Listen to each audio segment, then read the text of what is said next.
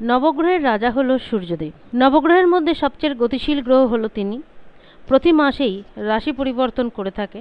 12 মাসে তিনি 12টি রাশিকেই অতিক্রম করেন। তার রাশি পরিবর্তন যতটা না প্রভাবশালী, তার থেকেও বেশি প্রভাবশালী হয়ে থাকে তিনি কোন রাশিতে গোচর করছেন। অগ্নিতত্ত্ব প্রধান গ্রহ এবং একটি এনার্জেটিক গ্রহ। পিতা এবং যে উগ্র স্বভাব, ক্রোধ, অহংকার, নির্ভয়ভাবে যে নেতৃত্ব দেবার ক্ষমতা, আত্মবিশ্বাসী এবং যে সমস্ত সরকারি উচ্চপদস্থ বা সরকারি চাকরি, এই সমস্ত কিছুর কারক হলেন তিনি।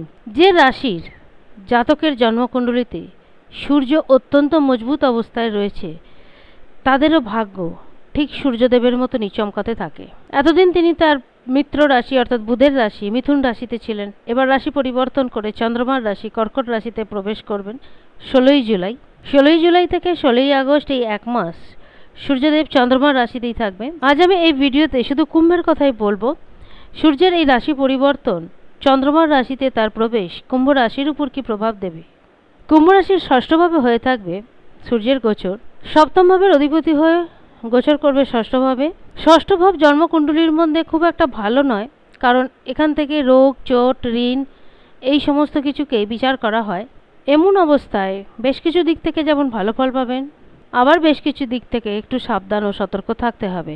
এগুলো বাদ দিয়েও সবচেয়ে বড় হলো ষষ্ঠ ভাব হলো স্বাস্থ্যের ঘর। তাই স্বাস্থ্যের উপর একটু নজর রাখতে হবে, বিশেষ করে যারা স্বাস্থ্য সম্বন্ধী সমস্যায় ঘন ঘন ভোগেন, কিংবা এই রাশির যারা বয়োজ্যেষ্ঠ রয়েছেন বা বয়োজ্যেষ্ঠা রয়েছেন, যাদের শারীরিক সমস্যা রয়েছে, তাদেরকে একটু স্বাস্থ্য নিয়ে সতর্ক থাকতে হবে। বয়স্ক মানুষদের মধ্যে হাড়ের ব্যথাজনিত সমস্যা ভোগাতে পারে, মানসিক অশান্তি বাড়তে পারে, সংঘর্ষ আসবে প্রচুর, কিন্তু সেই সংঘর্ষের মাধ্যমেও বেশ কিছু দিক থেকে ভালো ফলও পাবেন। এগুলো ছাড়াও ষষ্ঠ ঘর হলো সেবার ঘর। এবার সেবা অনেক রকম হতে পারে। যারা চাকরি করে তারা হয়তো তার মালিকের সেবা করছে, পরের চাকরি করা এক প্রকারের সেবার মধ্যেই পড়ে। তাই চাকরির দিক থেকে ভালো ফল পাবেন। তবে সবার আগে দেখতে হবে জন্মকুণ্ডলিতে সূর্যদেবের উপস্থিতি ঠিক কেমন রয়েছে। তবে শুধুমাত্র এই সমস্ত কিছুর উপর ভরসা করে থাকবেন না, সময়ের সবসময় সদ্ব্যবহার করার চেষ্টা করুন। যে কাজ হাতে পাবেন বা যে কাজের সঙ্গে যুক্ত রয়েছেন, নিষ্ঠাভাবে সেই কাজ করার চেষ্টা করুন। কারোর উপর ভরসা করবেন না বা কারোর ভরসায় নিজের দায়িত্বপূর্ণ কাজ ছেড়ে রাখবেন না। তবে এই সময় আপনারা বেশ কিছু গুরুত্বপূর্ণ সিদ্ধান্ত নিয়ে থাকবেন, সেটা আপনাদের নিজেদের ব্যক্তিগত জীবনের ক্ষেত্রেই হোক বা পেশাগত জীবনের দিক থেকেই হোক। সপ্তম ভাবের অধিপতি হলেন সূর্যদেব। সপ্তম ভাব হলো দাম্পত্যের ঘর, পার্টনারশিপের ঘর। সেটা ব্যবসায়িক পার্টনারশিপ হতে পারে, দৈনন্দিন জীবনের পার্টনারশিপ হতে পারে। ব্যবসার জন্য যারা লোন নিতে ইচ্ছুক বা যারা ইতিমধ্যে লোনের অ্যাপ্লাই করেছেন, হতে পারে সেই আবেদন মঞ্জুর পেতে পারে।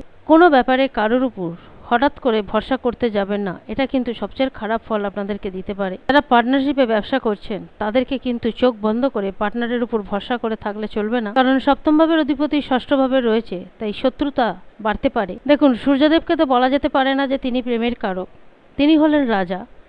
এই সময় জীবন সঙ্গিনীর মনের মধ্যে কোনো না কোনো ব্যাপার নিয়ে অহংবোধ জাগতে পারে। এই সমস্যাটা কিন্তু একটা নেগেটিভ এফেক্ট ফেলতে পারে।